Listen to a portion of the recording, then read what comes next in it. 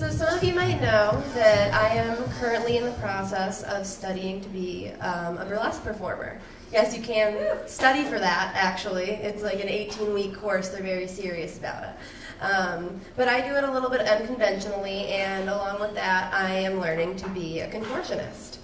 And that may sound pretty uncomfortable, but it is actually a little bit more in my comfort zone. I'm not very coordinated. I don't do well at dancing when you have to, like hit beats and do it in a non-clumsy way. But with things like contortion, it's more about being, interesting and weird and pushing boundaries and limits rather than being able to replicate something that I usually can't replicate.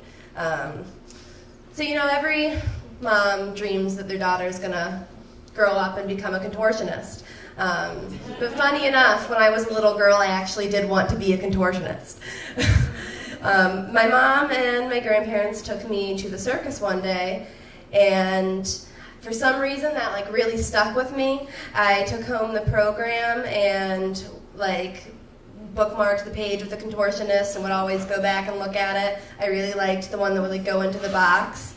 And didn't revisit it again. That was probably when I was 4. And then I, after that, decided that I wanted to become a lawyer, and I was very serious about growing up and going to Harvard, just like Rory Gilmore. It was a connection.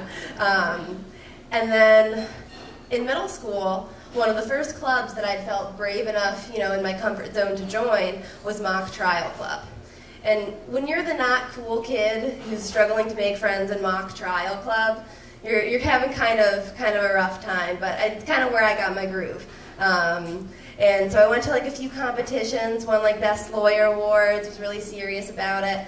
And funny enough, I'm also studying law now. So I think that maybe when you're a kid, you kind of have an intuition to what your comfort zone is or what you will end up in. Maybe not so literally as I turned out to be, but yeah, thanks for listening, guys.